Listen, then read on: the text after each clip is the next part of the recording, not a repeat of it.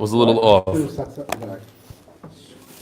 Okay, so we're holding Daf Nun Amid Beis. Today's Daf Nun Aleph. We're starting from the bottom of Nun Amid Beis by the two dots. Oh, very important. That's exactly where we're holding.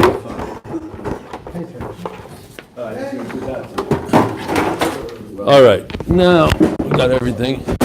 I'm sorry.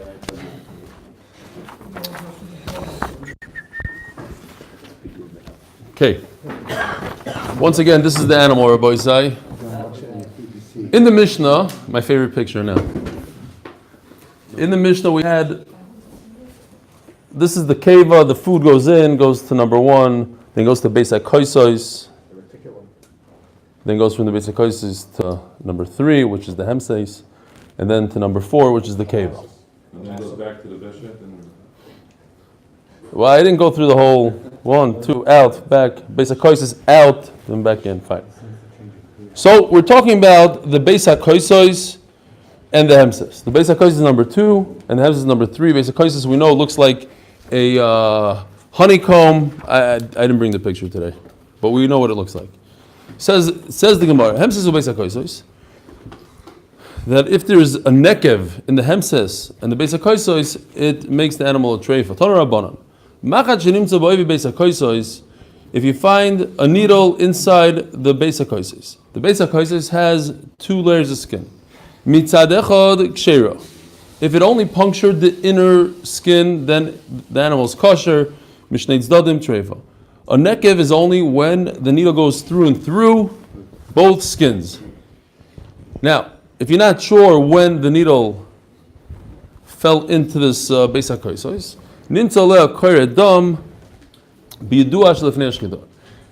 I was talking to Mr. Kornbluth the other day, and it happens to be that even in our days, they're very concerned about needles and metal particles in animals. So anytime a piece of meat leaves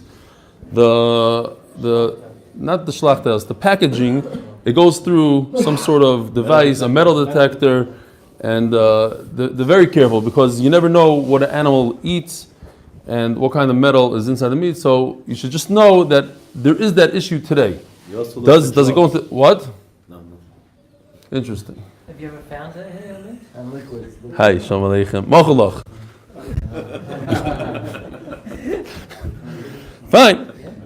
Mitzadecha cheira. Fine. Nimtza le'akoridam. It's amazing. Nimtza le'akoridam.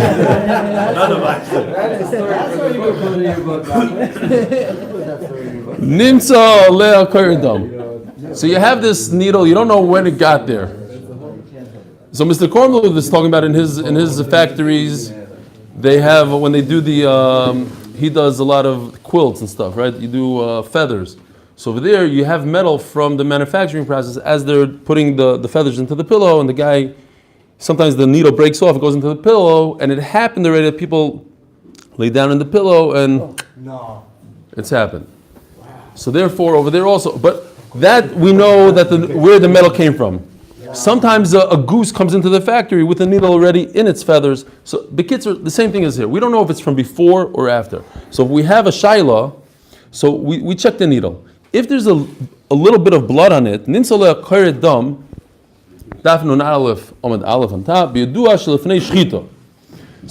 we could assume that it was there from before shchita because that's when the animal bleeds before it dies. Once it's dead, then there's not a whole bunch of blood left after the shchita. The fuas. Okay, don't try to read that. At the Frito-Lay's company in Connecticut or around there, they also have a machine where every single bag goes through a certain X-ray, and if anything is off, there's an arm that just pulls it off of the line. Yeah, every factory has that, but over here, but not metal. You're saying just bad potato chips, bad chips, or could be metal too. If there is no blood on the needle, then it's obvious that this needle entered the cavity over there after the shchita. Higlid piyamako. If there's a scab on the wound, inside the animal. So it takes about 3 days for a scab to develop inside the animal. So if there's already a scab, and since it takes 3 days, so I know that this wound happened 3 days before it was shechted. And therefore what? If you bought this animal within 3 days, you get your money back, because it's a mekach tos. You bought an animal that's already a treifa.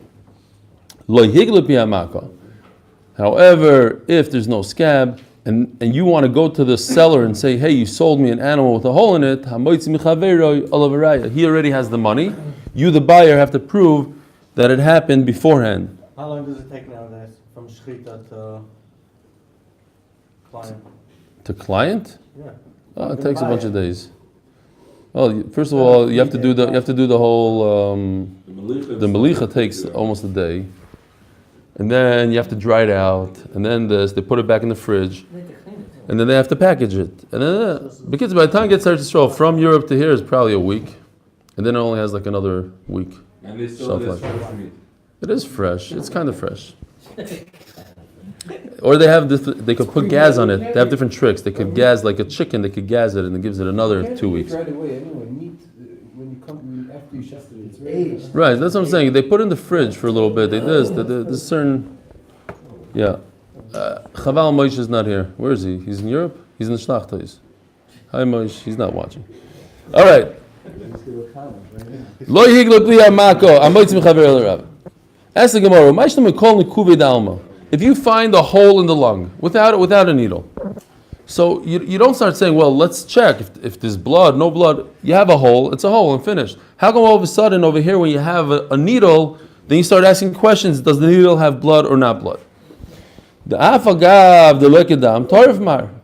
He's like speaking to somebody over here. The Gemara, not exactly sure who, but you, master, you said that it's the treif. Maybe it's just a general term. You say dude at the end. The Gemara doesn't really do that a whole bunch, but okay, fine. It was in the mood now. Hasam leke midi lemisrach. Says the Gemara, okay, when you have a needle, so now I could start asking the question, does the needle have blood or not blood? And if there's no blood, it seems like it happened after the shechita. Hasam leke midi lemisrach. Hacha kivin dike machat yisa kodim shechita hu misrach havesarach. If there's nothing to have an excuse with, then there's no reason to make an excuse. If you have a needle, then you can start saying, well, maybe it happened after the shechita. Fascinating story here. Rav Safar comes to Abaya. Abaya was most likely the Galador. And he tells him, Chazim mar haitzuvim mirabanon, did you notice this Talmud Chacham, the Asam Marova, who came from Eretz Yisrael? V'omar, and this Talmud Chacham says, he started announcing about himself, Rav Avira Shmeini. Rabbi Isai, my name is Rav Avira. He didn't say Avira, my name is Rav Avira, you should just get to know me. V'omar, and he continued, this Rav Avira, this guest, he said, Maisa ubala fnei Rebbe.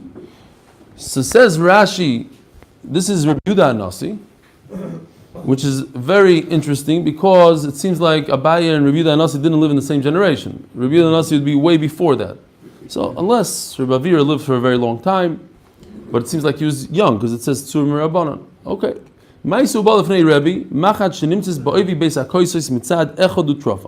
We just finished saying that a needle has to go through and through both layers of skin. There's a story that happened with Rebbe that the needle only pierced one layer of skin, and Rebbe said it's treif. Abaya was very excited about this. Because this is the opposite of what we just learned. Yeah. Sholach lei. So he called for him. Loi asa lekabe. He ignored Abaya. He said, I'm not going to this Galadar. Rabbi Avira. Abaya wanted to hear from Rabbi Avira. Let me hear the story from you. Let me hear what happened with Rebbe. I'm not coming. So, you're not coming. Ozal hu legabe. So he went to visit him. Havakoya yigrora. He was on top of the roof. Omar. So Abaye calls out to him, Nechos mar v'nesi, get over here, I want to speak to you. Loi nochos, he wouldn't come down. So he climbed the roof. Omalei, and then Abaye told him, Emeli gufa duvda, heichahava, tell me the story. Omalei, mafter kinesiya isano. From now on, we have to start calling you Yeshua mafter kinesiya isano, based on Rashi. Le'elo mi Rebbe Rabba. Rashi says, Machnes u'moitzi at talmidim, Asfam, he gathered the Talmidim, Midam, Leilach, and Beis HaMedrash. He got everybody to come to the Beis HaMedrash. Before WhatsApp, he used to use the Vecker, what we call. Master Kinesir Isano, Leila Merebi Rabba, from the great Rebbe. V'hava Rav Huna Tzipora, v'Rav Yosef Moda Yoishim Lefanov. And there was these two Gdolim, Rav Huna and Rav Yosi, sitting there. Two witnesses. Ubaz Lefnei Rebbe Machat Shenimsis Boivi Beis HaKois Mitzadechot. And the needle that was only piercing one side came in front of the Rebbe. And after he checked it, V'afacha Rebbe Mitzah Le'akar Dam Mutrafa. Rebbe noticed it was only from one skin. He flipped it over to the front of it, and he noticed that there was blood on the outside. V'amar, and he said, it's obvious that the blood shows us that it actually pierced the outer skin as well. Omar lei, so Abai told her about Viro, you matriach me, or tircha, whatever the lashon here is. The point is, for this you made me come and climb to the roof. Masnisani, that's no chiddush at all. It says in our Mishnah, Hemses ubeis hakoyses shenikvu lachutz. It has to be pierced through and through. Okay, so Abaye realized that there was blood on the outside that pierced through and through. You came with the chiddush as if it was pierced only one layer of skin. No, it was pierced 2 layers of skin. Abaye just said, here's my proof that it was pierced 2 layers of skin. But that's in our Mishnah. There's no chiddush whatsoever. Yishkoyach. And then. Thanks for the ma'isa. And then Nafla min Agag. Yeah. It sounds like you fell off the roof. Well, waiting for time. There's one slight problem with the story, of course. You said he's a young guy. If he lived at the time of Rebbe, That's what I said. I know. and he arrived much later there, he Yeah. must have been an old guy that's there. That's exactly what I said. If he lived a very long life, then we wouldn't call him a Tzurim Rabban. Tzurim Rabban seems like he was He was young. a fraudster. Unless it was a different Rebbe, but Rashi says it's not Rebbe. It's Rebbe Yehuda Hanasi, the famous Rebbe Yehuda Hanasi. Says the Gemara. Naflo min Agag. So this is the famous nefula, that if an animal falls, it becomes treif. Now Rashi on the Mishnah, when Rashi discusses nefula, Rashi says, very interesting, that even if you could open up the animal and check the animal and see that nothing happened to the animal, nevertheless it is a nefula. It's halacha meish mesina, says Rashi. There's no, we don't really understand it completely. Nefula means that if it fell and it didn't walk, and you didn't wait 24 hours, then there's no way to determine today that it's not a nefula. You can't just open it up and check. However, if you did wait, the maskanas Gemara is like this: if it walked, it's not a nefula. It shows you that the fall wasn't a big deal to it. Why? Because it's walking. If it didn't walk, if it's like in shock and didn't walk, and you waited 24 hours and it lived, then you could shecht it, but then you have to check it. So there's this in between. There's a case where you would have to check it, and there's a case where you don't check it, and that's what the Gemara later on is going to discuss. What? So you're checking the spinal cord, and the ribs, and according to one sheet of the Gemara, you check also the innards, the whole keva, this whole digestion system. You want to check that there's no holes. Broken ribs. If it pulls out, because if a rib that pulls out one of the spinal cords, it's attached to the spine. If it pulls out one of those, mamish an akura rib. What? Checking the cord. You're right.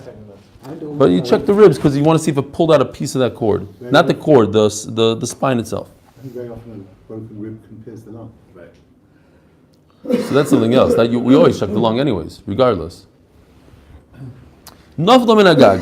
If an animal fell off the roof, the Gemara is going to say there's different types of falling. It's not as simple as we think, just falling. There's an intentional fall, there's a jump. An animal takes a jump that's very different than if you push an animal. And there's an animal that you push when he has no idea that you pushed. There's different cases of falling. Nafla min Agag, Omer Avuno, hiniach behema lemala, uba'u mitzah lemata. It happens all the time. You put a cat on the 4th floor, all of a sudden you see him running around in the garbage can downstairs. What happened? It got down. How? We don't care. An animal knows what it's doing. When an animal jumps, it usually knows what it's doing. The word chosheshim throughout this whole sugya means there is no nafel. Choshen means b'derech klal chashash. No, it's not chashash. We're talking about literally the iser or the treifa of nafel. Ein choshen means there is no nafel. Mishum risukei ivarim. We're not worried that his ivarim got smashed, shattered, not aligned. Says the Gemara. Ahu gadya. There's a goat. The Havalei Ravina. What? We know this story. Yeah, almost. Ahu gadya. The Havalei Ravina. The Chazak Chushlo Bipuma. It saw amazing barley through the skylight. So it's on a roof. It looks down into the room and it sees barley. What does it do when it sees barley? Dogar nofal mi gor lara. So it jumped and it fell into the room. From the skylight? From the skylight. Through the skylight. Now, what we need to add to this, and Rashi points out, it didn't move. Because had it gotten up and continued walking, there wouldn't be an issue. Because once you walk, there's no nafel. So it realized it made a little bit of a mistake. It wasn't worth the jump. It stuck. It's in shock. It has what to eat, but it can't move. As to the Kamei de Ravashi, they wanted to shecht it on the spot. Now, if you waited 24 hours, it also wouldn't be such a big deal. As to the Kamei de Ravashi,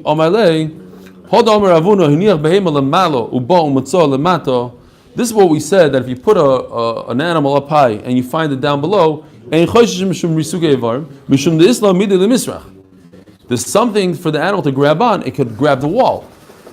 Even if you have a straight wall, an animal could use the wall a little bit to hold its fall, run down the wall, so to speak. But now you're in a skylight, it had nothing to hold on and it jumped. Or perhaps an animal knows what it's doing. If an animal takes a jump, then it knows it can make the jump.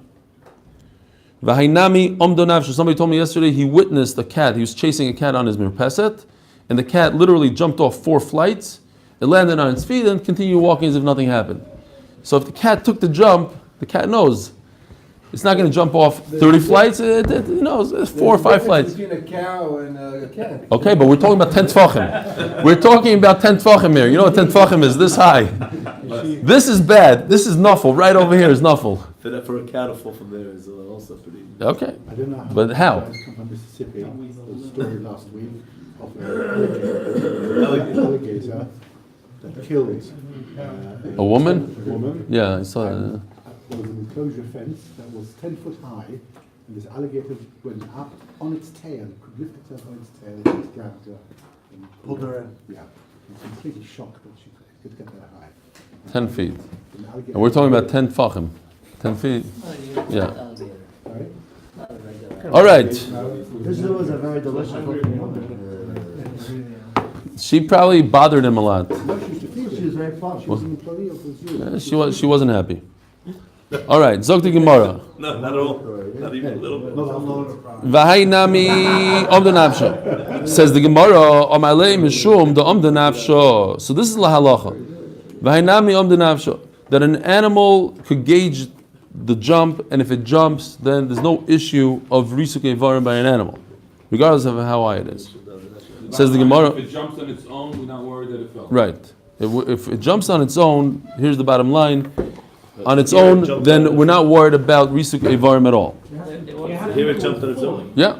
It jumped for the barley. It saw the barley. It's okay. It's okay. It's not moving. It's Temporary If it's dead, you can't check it. yeah. It's relaxing. Right? It's in shock. They went for the It's a bit like gratitude. It's in shock. barely. Because, like I said, the whole risukei varim, not the whole. There's a big part of it that you could check and you could see, but there's other parts of it, and we don't know exactly what causes risukei varim, what it is, 100%. So you could have it got a big jolt from the jump, but it wasn't mirasik devarim. It didn't cause a treifa. Concussion. It's also not a treifa. It's not a treifa. Okay.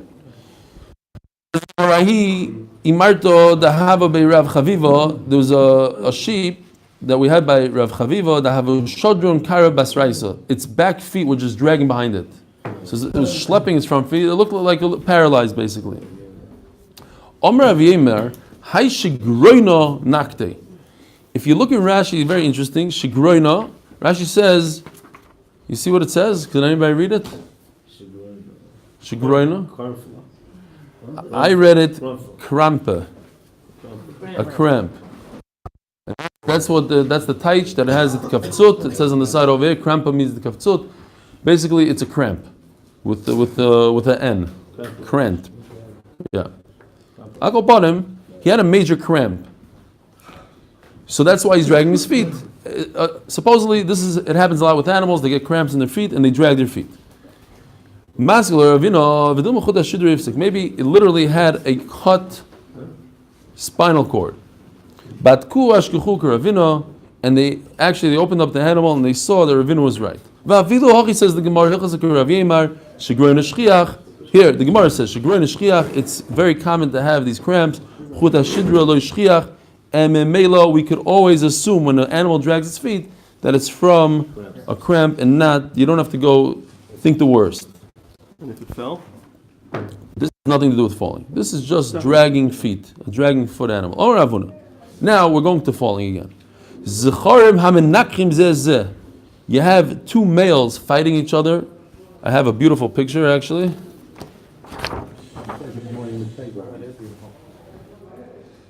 Now, imagine, I watched this on video too, not this exact thing, but you go rams hitting each other, the force which they come at each other, and they're trying to kill each other, and at the last second they both hit a certain part, like their horns or whatever.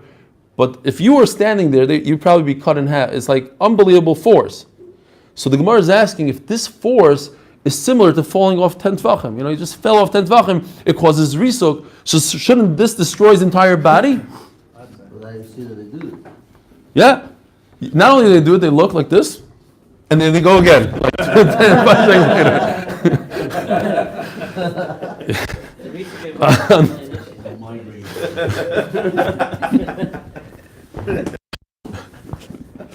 Unless one of them is a little smarter than the other and like gets its eye or something, then it's like, okay, game over. Fine, you got it.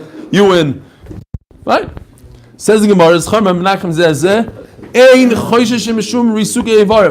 nothing to worry about. If you see HaKadosh Baruch Hu was, the rams, horns are round. It's protecting their eyes. It's a whole cheshbon. They don't poke the eyes out. In other words, they don't poke the eyes out. There are some that have, the impalas or whatever. They don't do it. Only the ones with the round ones. Really? But it's got to be that way. Because Hashem, that's the whole cheshbon. It's in a book. All right. Okay. If you also want some entertainment, you can watch this other thing of like this giant. No, this sheep that's going around in the street and just knocking people down. It's like negayach people, and people think that it's okay. You just run around the car, but it came from the other side. Like, okay, it looks like it's like a little sheep. No, it'll knock you down. Okay, Zok the Gemara. Those who watch football players. Says the Gemara on the screen next time. Avagav the midvu v'kaimi. They're in pain. You see that they're in pain. Simru ba'amu. It's nothing. Don't worry about it. It's like a little fever. It'll go away soon. Now, this is very interesting. When I first read it, I thought, okay, they had a concussion. They hit each other. Nafulara. No. Taisus is learning, and the other Rishayos on the round as well. Nafulara means literally we're worried about an afula through the fight.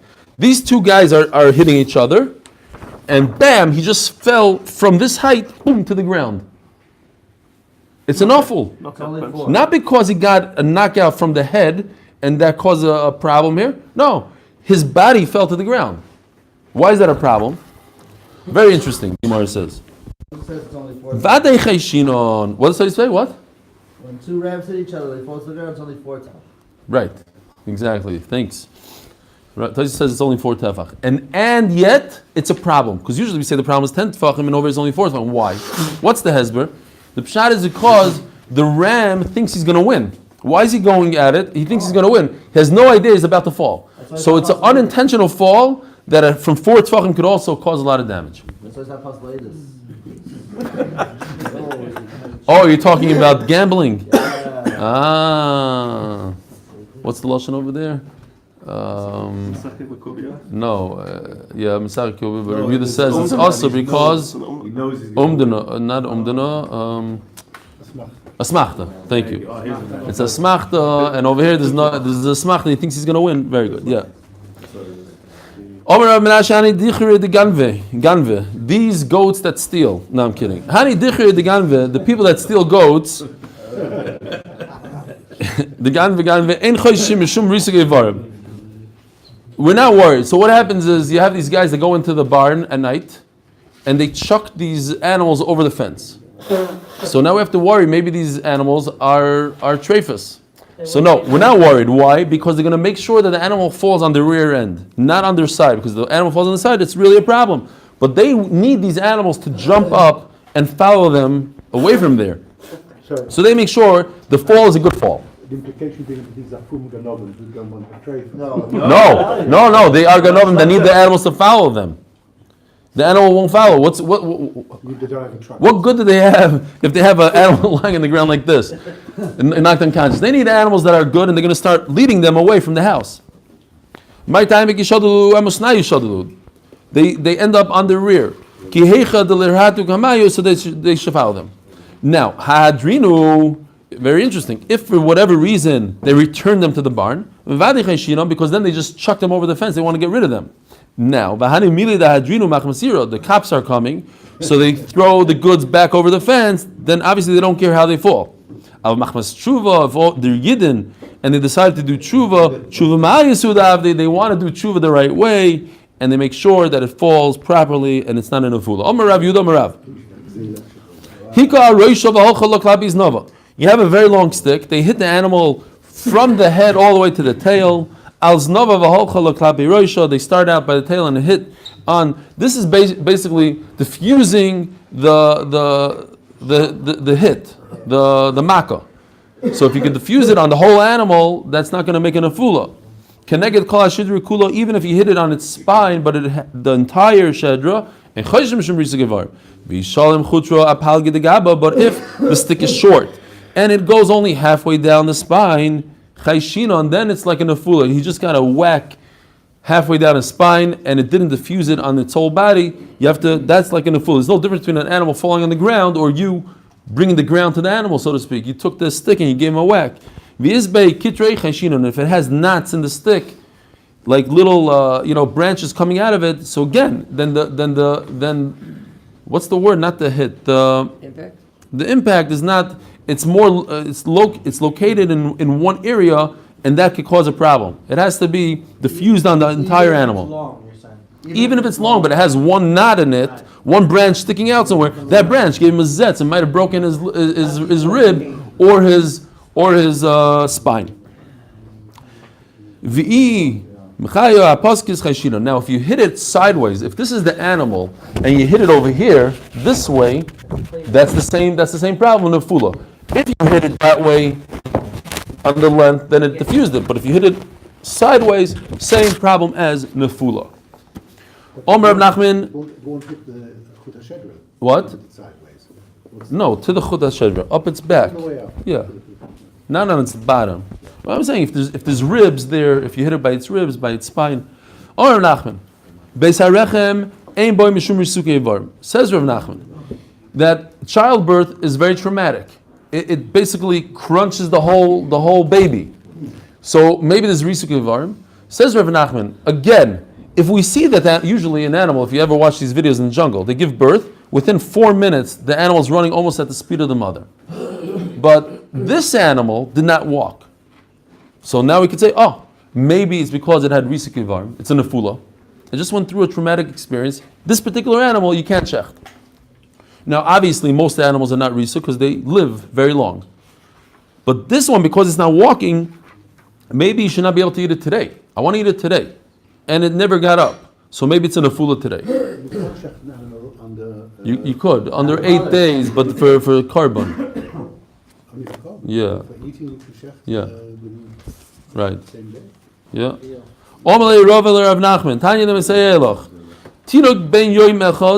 I have a right to you, says Rava, the Talmud.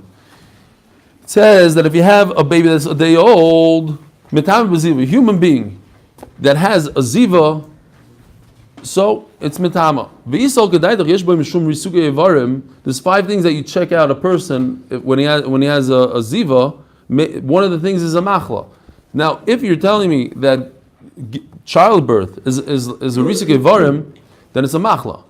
We don't say childbirth is risk environment. Over here, there's a reusa. Right, but over here you have a reza. What baby that's a day old has a ziva?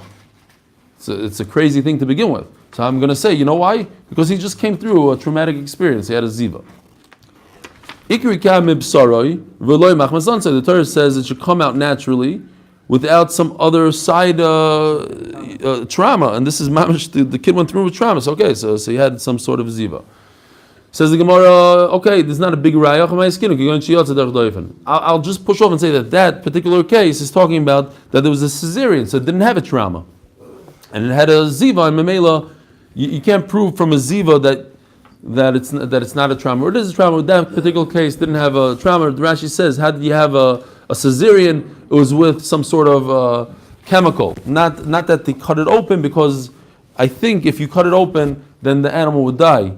And then you're not allowed to eat the animal anyways, because when the mother dies, you can't eat the baby. So in a case where the mother didn't die, such as with Sam, Tashma. Why are we talking about the mother? What difference does it make? If the mother, you want to shech the baby that day. No. If you kill the mother, you can't shech the baby that day. Because...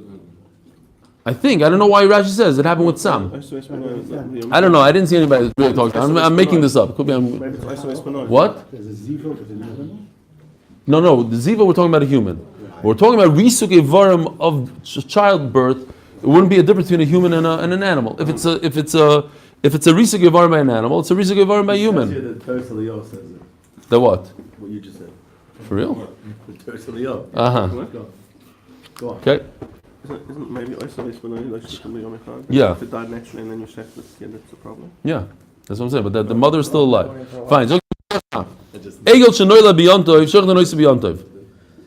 will be a big riot to Rav Nachman. It says mefurish that if it was born on Yontif, there's no muktzah because it's already available for eating, even though it was born on Yontif. But you could also do ben pekur. You could check the mother when it's still in the stomach, so it was available to eat that Yontif. And there's no muktzah, but you see that there's no risuk ivarim. How can you shecht on a yontif? Maybe you should be chayshish. Wait 24 hours. Make sure that it can walk around. No. So you see, Rav Nachman is right. There's no risuk ivarim from childbirth. Maybe there's no raya because over there it was born with cesarean. Now the Gemara says, okay, all your tirutzim of cesarean are great, but over here you can't come up with the terms of cesarean. Why? Tashma. There's a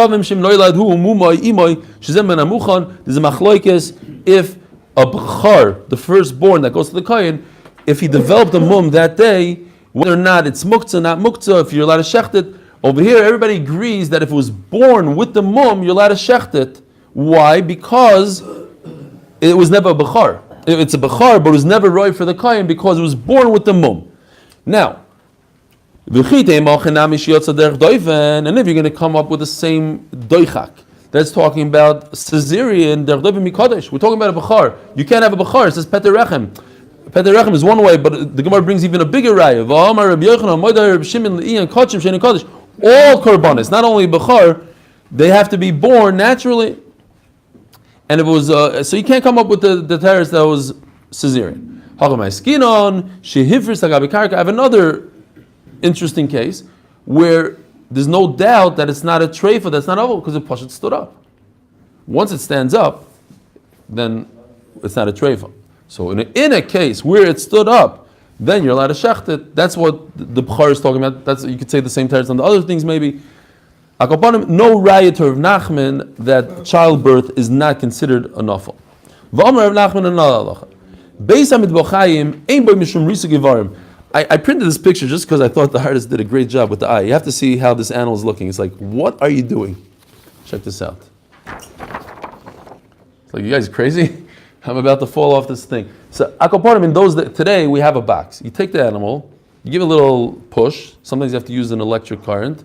It goes in nicely into the box. Then hydraulics grab it, and then the hydraulics lift its neck, straighten it out, flips it over. Everything is great. It's no big deal. In those days, you had to wrestle it to the ground. How do you take an animal that's standing up? It weighs 2,000 pounds. So you put it on the high thing, you throw it down. Says the Gemara, unbelievable chiddush, says Rav Nachman. Even though you threw it down more than 10 tefachim, over here it's not nafal. Why? What's the difference? Gemara says, Svara, and we're going to see soon. There was a shard that they They wanted to shech. They threw it down. Vishtama kol niguchuse. There's two. You could say ginuchuse, niguchuse. Either way, basically it was groaning. And the Rebbeinu Gershom says interesting lashon. If you look at Rebbeinu Gershom, nishma k'moy shahoya merusuk. It was not just groaning, but he said like he's screaming as if his bones got shattered. All Rabbi Yitzchak bar Shmuel bar Marta shokal mishufrei shufrei. So Yitzchak wanted to show that there's no problem with in the shlachtois. Otherwise, you can't shech the animals anymore. So I want to show you, even though he's screaming and you think that he had risik yivarim, I'm eating the steaks. Where do you get this halacha? Says the Gemara Chiddush that if an animal is aware that he's about to fall, then there's no nafel, because then he digs in, so to speak, he digs his tzipornayim into the ground, and he's not falling. It's a controlled fall.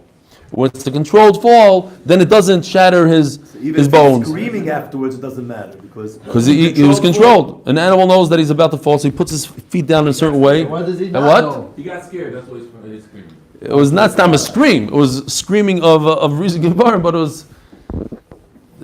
You have to understand this far, how it works exactly. How high? What? From 100 feet high also? He's Noyat Sipar Bakarka? I mean, there's no karka over there. Omrav Yid Omrav. You like this picture, huh? They throw it off the platform? This is I like this how is they off the tell platform. detail. This guy, tell he's Haredi. He shaved his head, his face behind his ears. But this guy has a knife. Look, he has a knife just in case he needs it. he's a fat man. And he has he's mad. The cow's mad. He has stuff coming out of his nose. But I love his eye. Look at his eyes. Like, what are you guys doing? You're nuts. They throw him down off the platform? That's what they used to do then. Yeah, that's what the Gemara is talking about. Omar Rav Yehuda Rav. 6 minutes. Omda. Here's the halacha. Omda. If you have a concern that an animal's in a fula, but it stood up, you don't have to wait 24 hours, you can shecht it. However, if you're so rushed to shecht it, bediko vadibaya, you're definitely going to need to check its chut hashedra, says Rashi, and its ribs.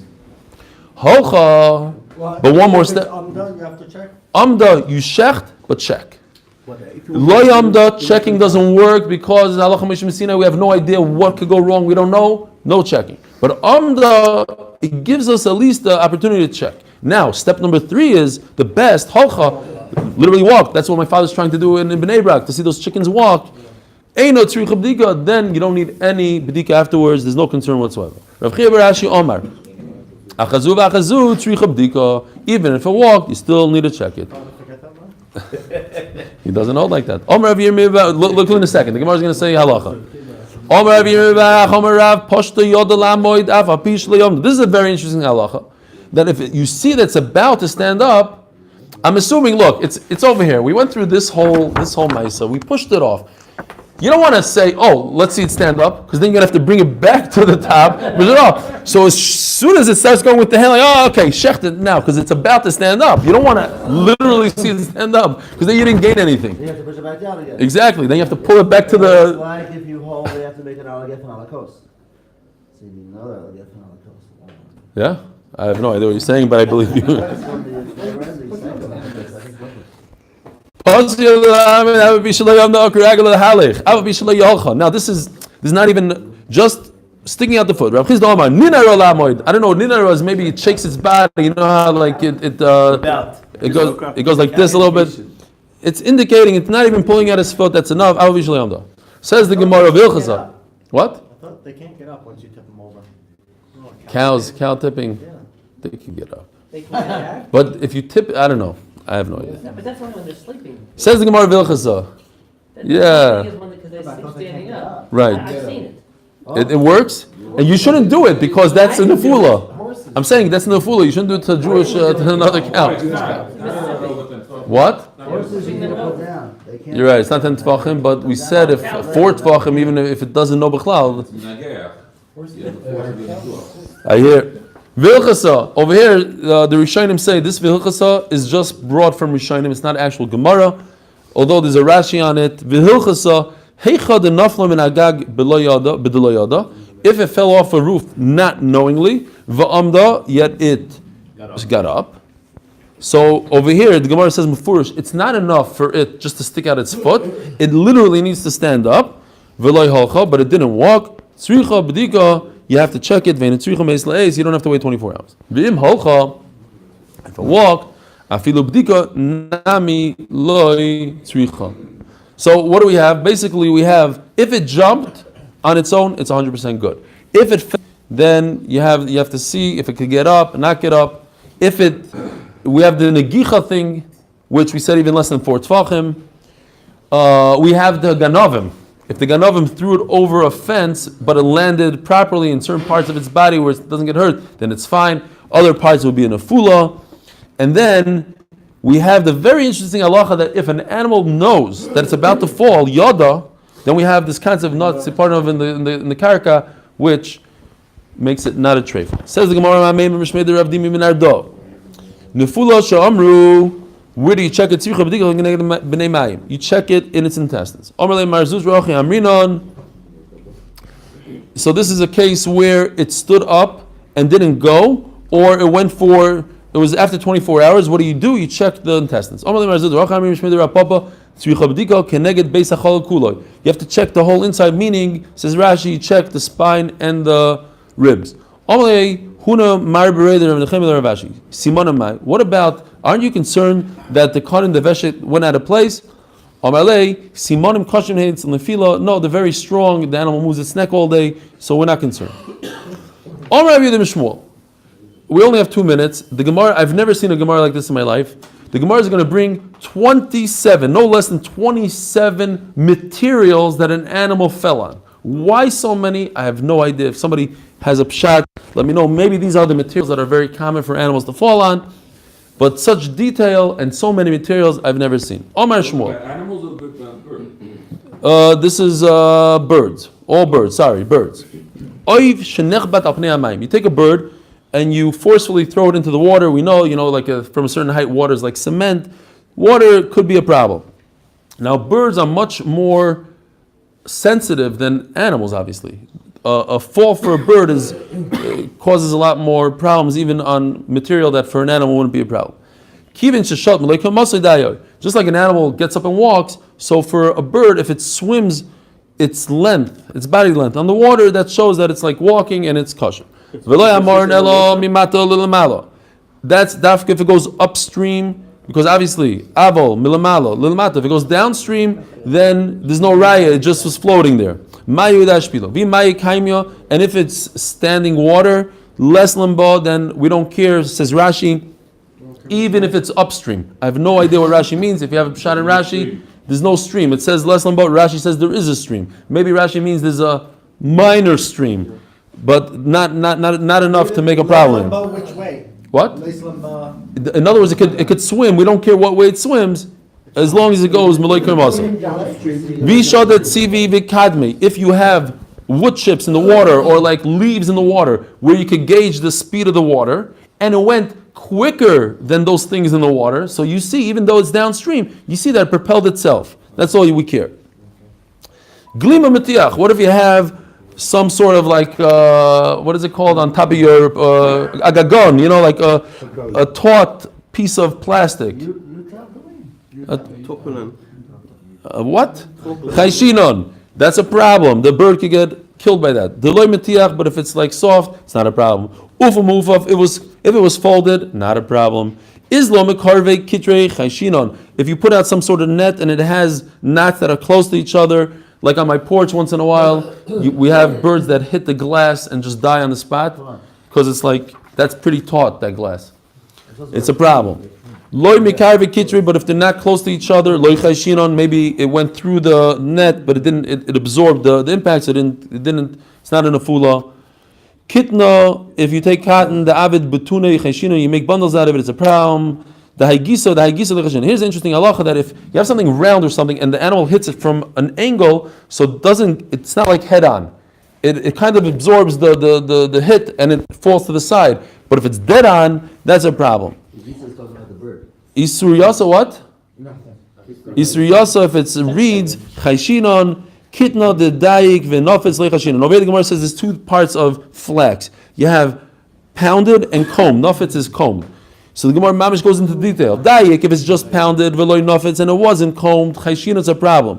David Bizrei, if you take these, make them bundles, but it was bundles made out of pounded and combed. Kivin digabei kidre. Since there's knots to the bundle, how do you bundle it up? You have to have knots. It's a problem. Dakto chayshinon. If you take the leftover of the pishton of the flax has something. It's a harder material, then it's a problem. Dakto loy chayshinon. If it's finer from that, but it's finer stuff, it's not a problem. Navro chayshinon. If it's navro is we should stop here. No, we should keep it. It goes on and on. Navro chayshinon means the stuff from a palm tree. You know those little strings. Timachto loy chayshinon. But after you already took it apart and you made it into starting to make the rope, not a problem. Kitmon ni'alei chayshinon, no ni'alei chayshinon. If a stiff ash is a problem, not stiff is not sifted. Sorry, sifted ash. Sifted ash. I'm telling you, materials after materials. Case when it's swimming. Huh? Is the first case talking about when it's swimming?